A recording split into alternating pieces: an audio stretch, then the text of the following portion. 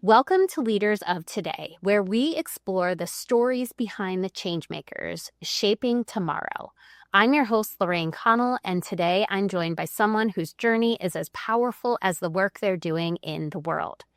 Brady Barre is the Development and Communications Coordinator for New Hampshire Outright, a passionate advocate for LGBTQ plus youth, and a 2025 fellow with the New Hampshire New Leaders Council. A proud graduate of UNH, Brady holds a BS in social work with minors in both women and gender studies and music. They were deeply involved in student activism, earning the prestigious undergraduate Kidder Award for their advocacy. Brady came out as a lesbian and later as non-binary during their teenage years, a time filled with identity exploration and the emotional weight of feeling different. But they also found strength in peer leadership and in supportive adults who showed them that they mattered. Now Brady's work is rooted in making sure LGBTQ plus youth never feel alone or less than. In this conversation, Brady shares their insights on inclusive leadership, breaking stigma around identity, and how quiet strength is just as powerful as loud voices. Their message is clear. Your differences don't disqualify you from leadership. They define it. Let's get into it. You're listening to Today's Leaders, from teens to titans. Hi, I'm Lorraine Connell, a teen leadership coach. I transitioned from teaching chemistry to coaching teens in leadership, helping them realize they can do hard things.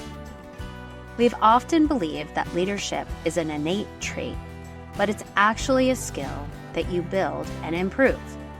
On this show, you'll meet today's leaders who share their teenage experiences, revealing how they developed confidence, direction, and the tools to become the leaders they are now.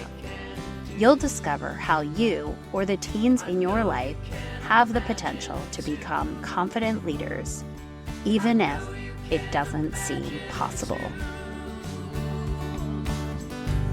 Welcome, Brady. I am so grateful to have you here today. Thank you for having me. Of course. So I ask all of my guests, and you're no different, I would love for you to take a trip down memory lane and go back to what it was like to be Brady as a teenager and share how those experiences projected into the work that you are currently doing now with New Hampshire Outright. Yeah, so I grew up in relatively rural Maine, in central Maine, with two brothers, one of them being a twin brother, which I think makes my experience a little unique when you're growing up alongside a sibling who's the exact same age as you, particularly in high school when you're a teenager and starting to figure out what your own interests are. It's hard to not compare yourself to other people, and my twin brother is very athletic and outgoing and was super popular in high school. And I was a little more introverted and a big music nerd who loved to play clarinet. And I did play sports as well. I just was not the same outgoing kid that my brother was. And being the same age, I compared myself a lot to him. Since we're in the same grade, everyone knows us as twins. And I think at that point, I thought because I was quieter and not as outgoing that I didn't have the skills to be a leader. And I think that changed in the latter half of my high school career. As I said, I was really interested in music and wanted to be a music teacher for a long time. And as I explored that interest, I started to find ways to be a leader and got involved in student organizations. There's a service organization for high schoolers called Tri-M, which is like a music service organization. And that was one of the first big leadership roles I had. I was the president of that when I was a senior. And I just realized that you don't have to be the biggest in the room to be a leader. And that was really exciting to me. And I also realized that I don't have to change my personality to make other people happy. And I don't have to make myself be an extrovert. And there are a lot of skills in the introvertedness of me. So that's kind of when I started to learn that there's more out there for me. And when I entered college, I really kind of threw myself into being involved, particularly in peer groups and student organizations where we're all at the same level and we're all just trying to help each other, which I found incredibly helpful and powerful. And at the same time, I have a lot of influence from my family. My mom was also my music teacher from fifth grade through until I graduated high school. So she was a big influence on me and an incredible leader to this day. So I realized watching her, because I would say I'm more similar to her than my twin brother is. She's also not the biggest fan of being the center of attention or being the one who's out there, but at the same time, she's doing these big events for people. She's growing this music program in a small town in Maine. And it took me until a few years ago to realize how amazing it is, everything she does. You know, you don't appreciate it when you're 13, 14, and your parents are doing cool stuff. But I feel really grateful for all the people I saw in my life who I saw myself in and weren't changing themselves to be a leader in any way. Wow. I love everything that you said because it's such a relatable story. I think a lot of the teens that I work with have been labeled shy. And when you are labeled shy, you're often overlooked for leadership. And so it's not only your own internal belief system that if I'm not the biggest, loudest person in the room, then I'm not a leader, but it's all the adults that tend to be looking for leaders don't see the shy kid as a potential leader. Yeah, exactly. And I think, especially in high school, like student body president races, everyone says they're a popularity contest, and to an extent, they can be. So it's always great to, especially when you find teachers, professors, family members who give you opportunities, that's kind of where it all starts. Because the first thing is what built a career out of, being a leader and representing a community you love so much. Right. And you also said that you saw yourself in other people and you saw them not changing who they were to be the leaders that they were. So I would love for you to share a little bit about the identity of developing and seeing yourself as something else and that happening during your teen years. Did it happen in college where you're sort of allowed to redefine yourself? I often see teens struggling with identity for a couple of reasons. One, actually, one of my guests said, when you're a teenager, you're almost only allowed to take on one identity. And if you are exploring or changing, and not even gender identity, but you're either smart or you're popular or you're athletic, it's not a combination of all of those things.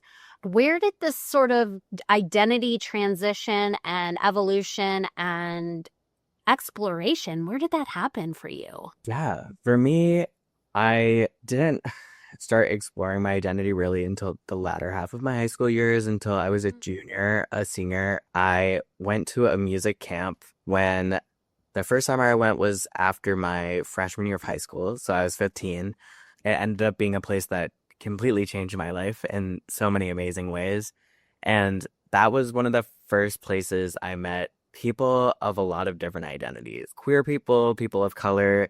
And it sounds ridiculous, but people who weren't as open in Central Maine. It's like people were coming to this camp from all over the country, all over the world. And I was just amazed to see so much diversity and be like, wow, these people know what's going on. They know who they are as people, and everyone's welcoming to that. So I think I attribute a lot of that to camp and seeing other people, because representation is huge. So I don't really have an amazing, cool coming out story for when I came out as a lesbian. I remember it was July 3rd because we were watching July 4th fireworks the night before. And I had made my best friend at camp that summer was a gay man. And I was like, I think I like women. And he was like, cool. And after that, the realization is cool in the moment. And at the same time, as soon as I said that out loud, I was incredibly worried about how my family would react. I grew up in a pretty conservative family. My family grew up Catholic and never explicitly against the LGBTQ plus community, but some religions have those beliefs. So I was worried about how my family would react. So much so that a lot of that summer I just felt sick. I was so anxious and ended up coming out at the end of that summer to my mother, who worked at the same camp. So it was a little bit of a, how do I keep this secret while I'm also trying to be more open? And we're working at the same camp. And it ended up going fine. My family was great. They understood. I think a lot of LGBTQ plus young people make up these stories in their heads of how their family's going to react and how they're going to get kicked out and how scary it's going to be. And I'm not here to say those situations never happen. I would just say that the media often leans towards the negative stories. And there are a lot of families who might struggle at first, but they'll figure it out. So giving your family grace and having patience with them, and it's going to be nerve-wracking, but a lot of parents just want to love their kids, even if they don't fully understand what's going on and they might be scared of how the world will treat them. They just want to love their kids. It was harder for me to come out as non-binary. Being in the trans community, especially in 2025, is not the easiest climate to live in. But again, for me, it all comes back to representation. That goes for leadership, it goes for identity, it goes for everything about a person. Representation is just vital, and it's a lot of why I love working for New Hampshire Outright, and I love working with LGBTQ plus youth, because I love the idea that a young person can look at me and be like, wow, I can live past 18, I can live past 20. Because when I was in college, I met at the Diversity, Equity, Inclusion office at UNH. It's called the Beauregard Center. I met my mentor, who ended up being my supervisor in my internship my senior year, but they're non-binary, and they're the first real non-binary adult I ever met in my life. And I remember just being like, this is amazing. And I wasn't like a young kid. I was a young adult. I was 18, 19. And at the same time, I hadn't really envisioned being non-binary and above 30. You just don't see that here for you. So when I saw this human being themselves, I was like, I think something hasn't felt right with me for a while, and I think I'm non-binary, this is a very long-winded story to say that we went through the same process of being nervous to tell my family. I had the first 1.5 years of college were really rough on my mental health because of my coming out experience, and also just because of the pandemic was starting. It was a stressful time, and my family definitely struggled with it, but we got through it. And I think a big thing for me is how tied identity is to everything else. I just became such a better person, a better leader, a better friend as soon as I came out. I felt more happy in my expression and myself, and I was able to help put that energy into so many other things in my life. And I don't think people realize that all the time, how big of a difference it makes to come into yourself, and then the relief that comes off your shoulders, and you are able to put all this wasted energy into new things. And it's just so amazing. Yeah. I was thinking about when you were talking about how we tell ourselves stories. That's common at any age, but especially at the teenage age, in every area of our lives, not necessarily just sexuality and gender, although I feel like those are more dramatic because, as you have said, it's about seeing someone that represents that, and we don't see that in adults. I think very often you growing up didn't see it because our adults are afraid to be who they are in a space. It seems so counterproductive, right? I'm a teacher. I can't be who I am because I don't want to influence my students because the community and the perception of the community. And yet the kids that I'm representing, like, they're the ones that need to see me who I am because that's how they're shaping themselves. So like the stories that we tell ourselves is so powerful. And I want to jump into how you're using those experiences in the work that you're doing with New Hampshire Outright. And for the listeners who may be in New Hampshire or not New Hampshire, share a little bit more about what New Hampshire Outright is, and then share how you are working in that organization. Yeah, I'd love to.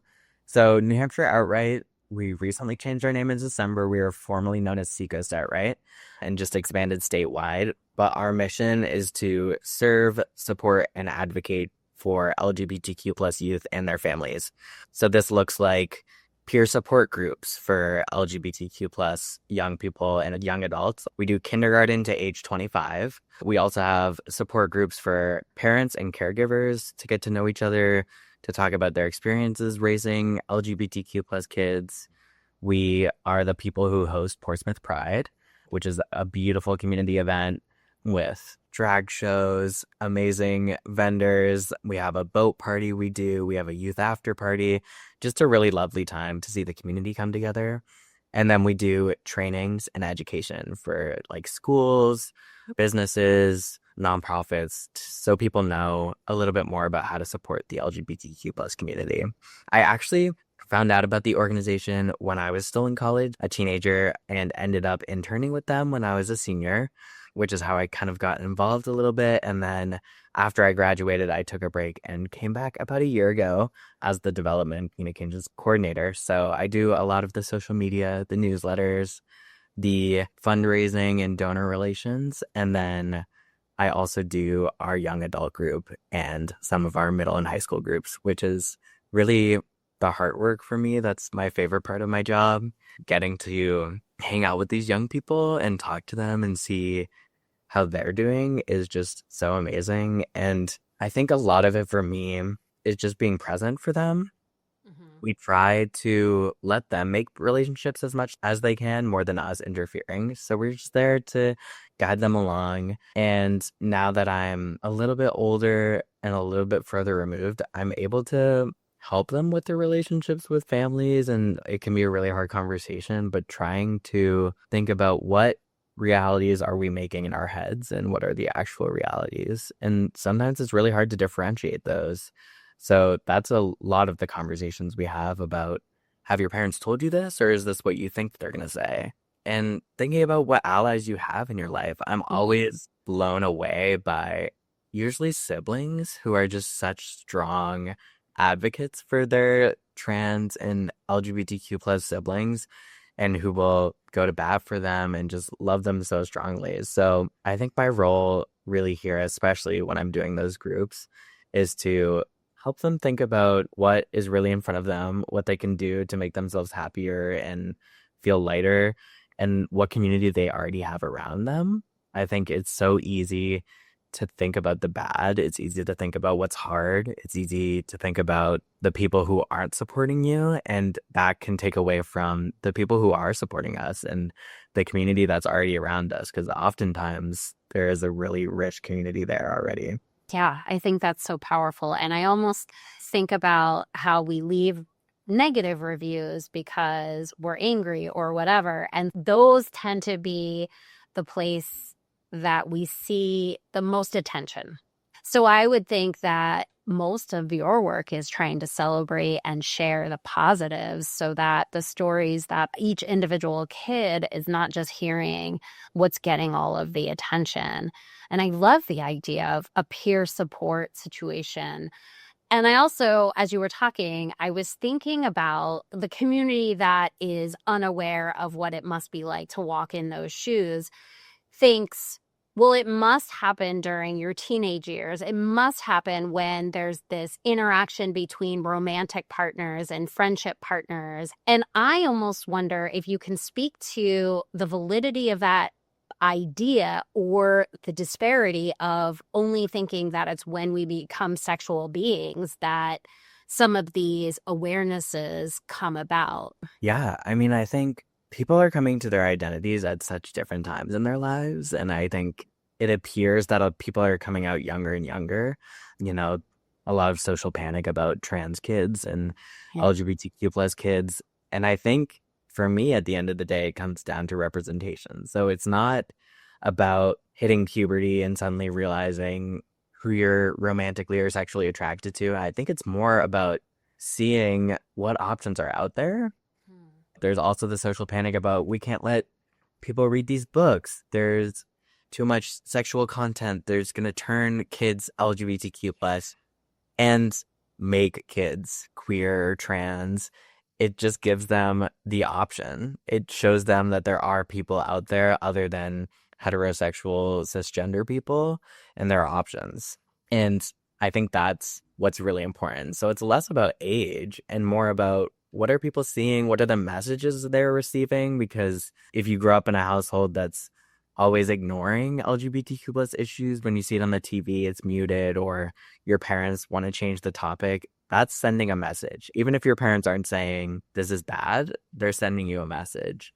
So it's less to me about what age you come out, what age you start experiencing these feelings, and more about when do you see the option? Because for me, I went to that summer camp and was like, wow, there's people who are out and proud and happy. And I didn't even know these identities were a thing. Yeah. And I feel like for me, I really understood the sexuality aspect of things. And then I started to learn more about the gender. And then I really feel like the non-binary piece is the most new information for my education. And so I think like for me, the conversation that I'm always having with people is that there is really no binary in anything, right? We can talk about sexuality, we can talk about gender, but even right and wrong, there is no binary. It just because you're wrong doesn't mean you're right. And just because you're not right doesn't mean you're wrong. And so just even having that conversation, and often I'm asking kids to put themselves along this line of where do you fall? And never once do I see kids on one end and kids on the other end. There's all sorts of mix in between. And so I guess for me, it's that realization that nothing is binary. And even I, who identify completely as female, have times when I'm more masculine or more neutral. And it's not scary for me, but I can understand the fear of the unknown. And I think that's why I really would love for you to share like a little bit about some of the education and the training that you do. I actually love reading books about all different identities because it's like an opportunity for me to walk in somebody else's shoes that I will never have the opportunity to do so. But the education and the training is so powerful and so valuable because I think it's very much the lack of knowledge that perpetuates this fear. So share a little bit about some of the trainings and education that you guys do. Yeah, absolutely. It's one of my favorite topics to tell people that the binary doesn't actually exist in any capacity. So I love that you brought that up. And we're all just moving around the spectrum in some of the ways.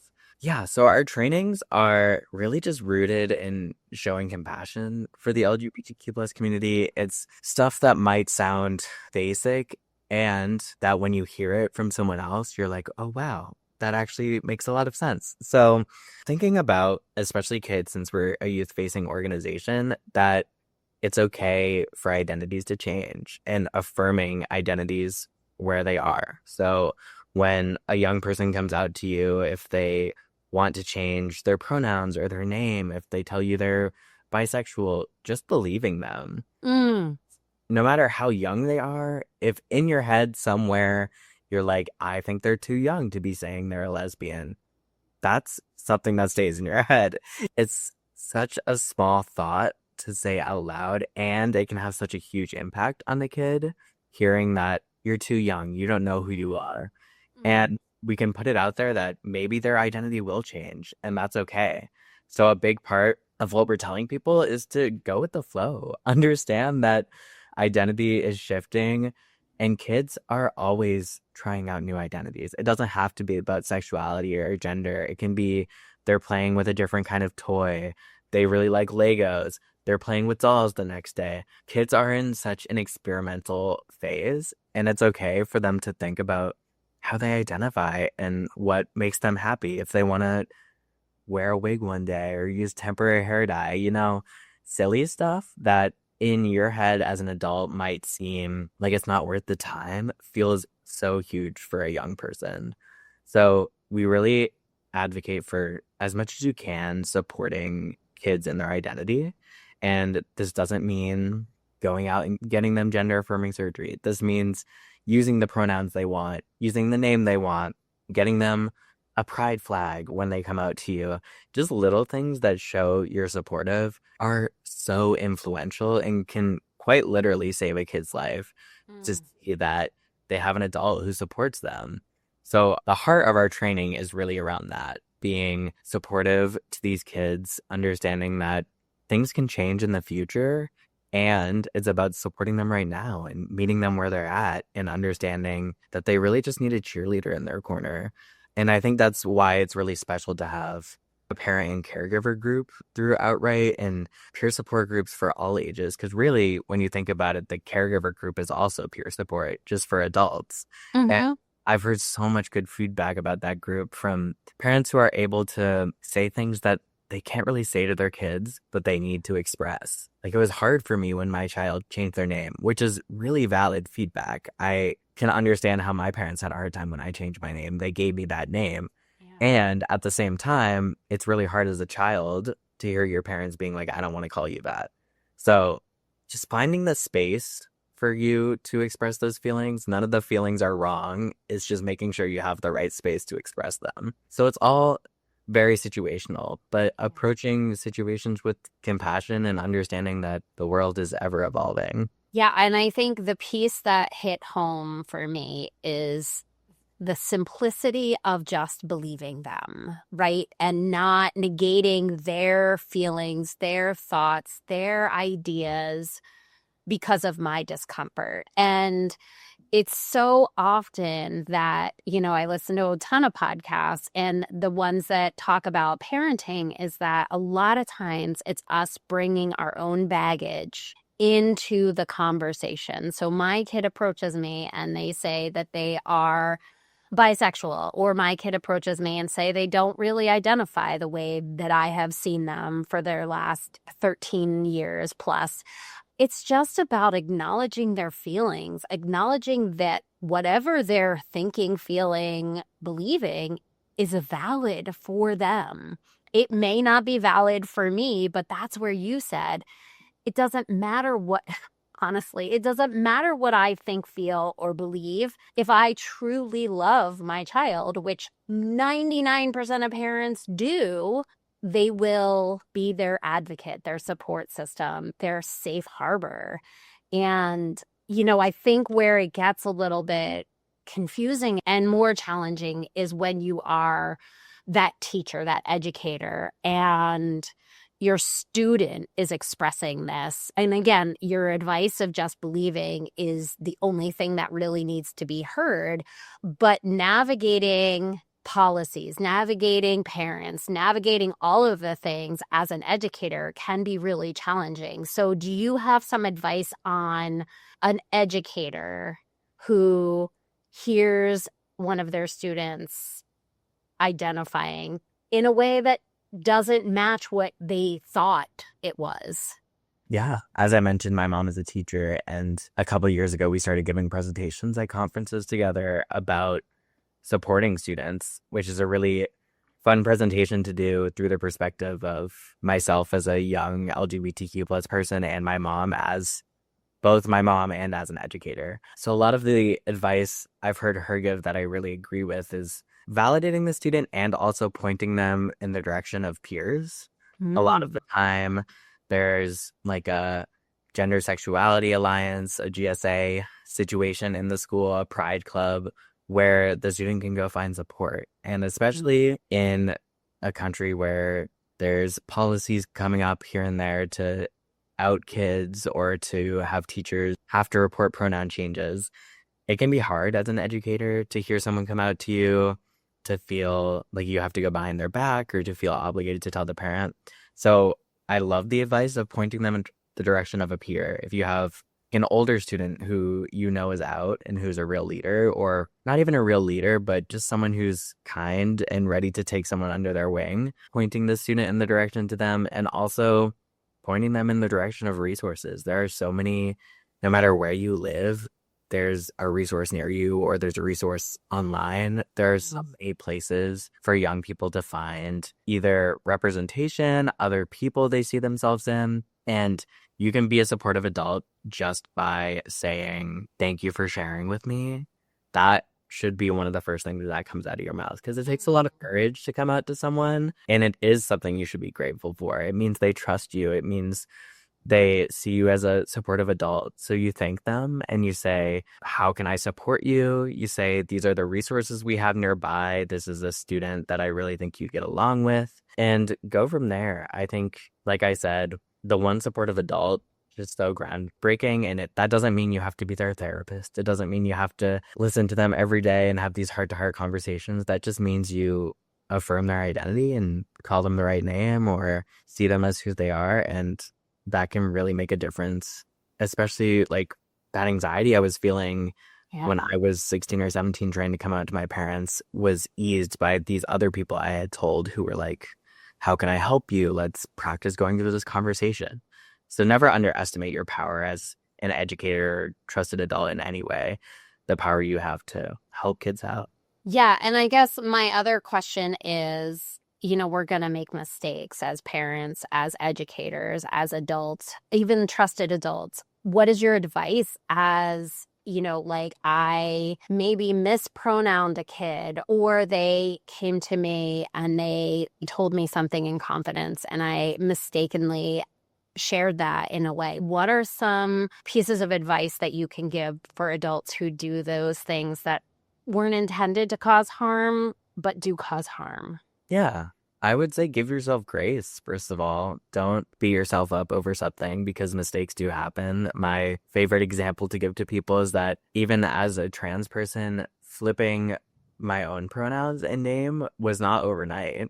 It's hard. Even though my calling myself Brady and using they them pronouns felt so right to me, I had gone by a different name and pronouns for 18 years. So it takes a time to shift. So give yourself grace and also try not to make it about you. I think if you, especially in a situation where you realize you slipped up and used the wrong name or the wrong pronouns in the moment, apologizing over and over again and saying, oh, I've been practicing, don't worry, I'm going to get better, is really well intentioned. And it can also make it really awkward for the person you're talking to. And it can make it seem like they have to comfort you. So just being quick and saying, I'm sorry, use the right pronouns, use the right name, and move on is really the best advice I can give, because most people understand that mistakes are going to happen. We're all human.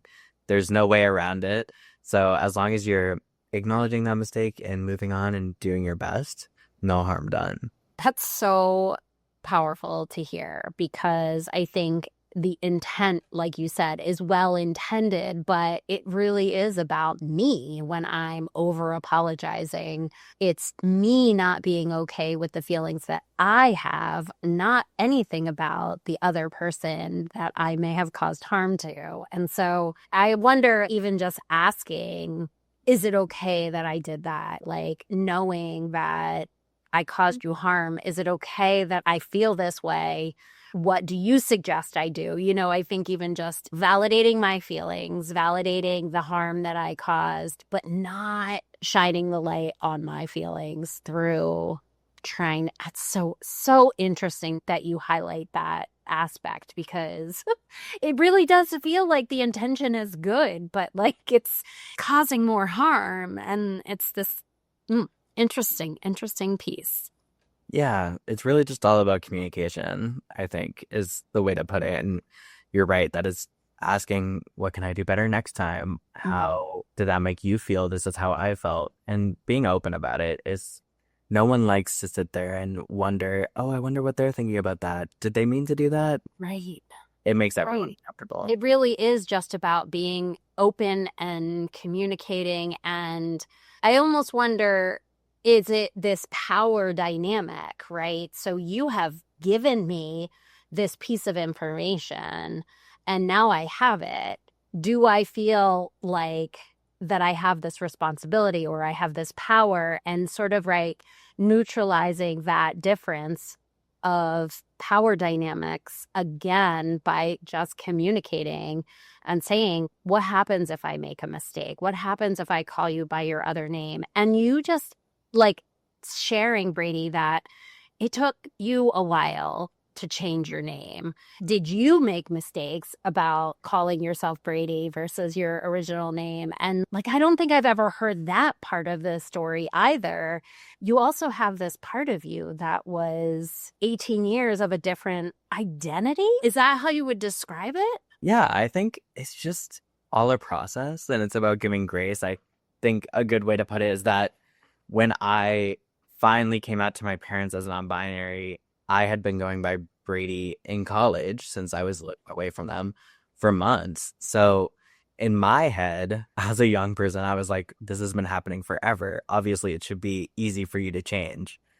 And they are telling me, you just told us this. You got to give us some time. So, kind of acknowledging that we're all at different stages. And I think I do almost look back on my childhood and my teenage years as a different person, but I also know so much of that helped develop me into the person I am today. So, it is just a different identity. And that's okay. I think there's nothing wrong with that. And I think it's just an interesting way to look back and see how much confidence I gained. There was really just so much stress and anxiety. I have an anxiety disorder and have been diagnosed with depression, and most of that became much more manageable after I came out. So it's just so interesting how it's all tied. Yeah. And that anxiety was manifested in not understanding my identity and not understanding, because it's not that I was anxious about how my family would react, how the community react. It was more that I didn't even understand what I was looking at. Because for me, I had only met one trans person before I went to college, and it was a trans man who was lovely. And I knew that I didn't identify as a man. I knew that wasn't how I wanted to present. And I knew something didn't feel quite right, which is why I talk about representation so much, because it really clicked as soon as I met non-binary people in college. I was like, oh, that's an option. That's what I am. Yeah. I mean, it just is so fascinating to understand that there was anxiety throughout your life because you weren't in the right place or right feeling or right able to label yourself the right way. And once you finally found it, or even like you thought you found it, but it wasn't still right. And so it's like that evolution of discovering who you are, which we all do in so many facets of our lives. But some people also experience it in gender, and some people also experience it in sexuality. So it's really just about evolving into the identity that matches who you want to be. And like in this conversation with others is like, I didn't know when I graduated from high school what I wanted to do. And I've done all of these different things. And now I'm here as this leader. That in and of itself is an evolution. And so we're evolving all the time. Yeah, especially the high school piece. We expect so much of young people graduating high school. We expect them to pick their careers right away and stick with it. Yeah. I mentioned earlier that I wanted to be a music teacher. I was dead set on music teacher from 5th grade on. Right. And I realized a year into college that this was not for me. And then I was like, what do I do? So you're right that everything's really an evolution, and understanding that you have so much time to figure it out. It's not going to end the world if you switch majors 4 times, if you take an extra semester, if you decide not to go to college and try working some jobs. Like, it's all about figuring out what works best for you, and tying back to what we were talking to at the beginning about comparing yourself to others. There is no set path, and that's such an important thing that I'm still trying to unlearn, because especially, I think less so now, but for so many years, there was one path of graduating high school, going to a 4-year college, getting a job, like having the white picket fence and family. And there are so many other ways to live your life and find joy that might not look like college or a conventional family. It might look like your own found family with a community of friends you love. And it might look like different jobs that people weren't expecting you to have. So just trying not to set up expectations for yourself before anyone else even puts them on you. Yeah. And representing an identity for others, right? And recognizing that, yes, it may be hard for you, or it may be like interesting or challenging in some way or another, but you are setting an example. You are being a representative for another person, and there's power in there. And that's leadership. I mean, it comes full circle. So very much this story that you have. So I would love if you would share some advice for a teen or a parent or somebody who identifies with any aspect of your story. What advice do you have in developing into a leader?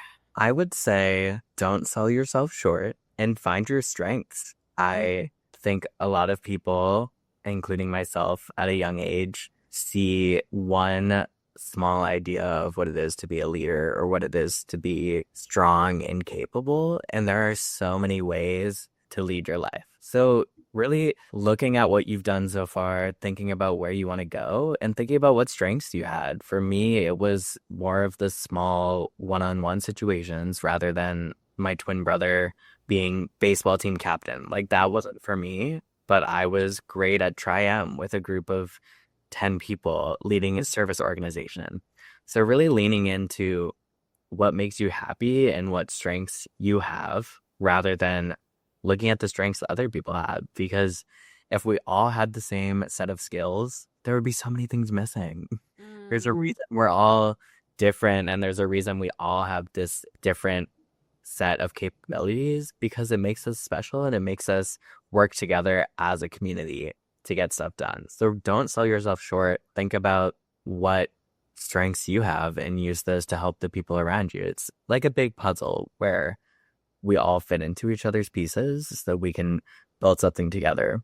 Yeah, and just like a puzzle, you just have to find the right fit, find the right spot. You fit, you just fit in somewhere else. Yes, exactly. It's not worth the energy of trying to push yourself into a box. It's way more exhausting than it is productive. So lean into yourself and care for yourself rather than trying to create someone that other people want.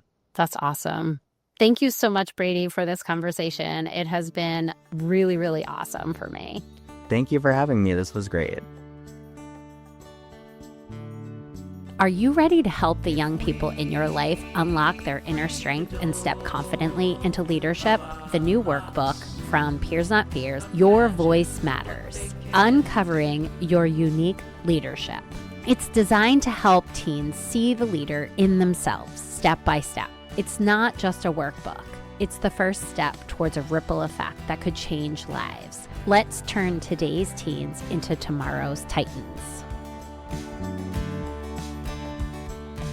Thank you for tuning in to this episode of Leaders of Today, Teens to Titans. If you found this episode helpful, please subscribe, leave a review, and share it with other parents who might benefit from this conversation.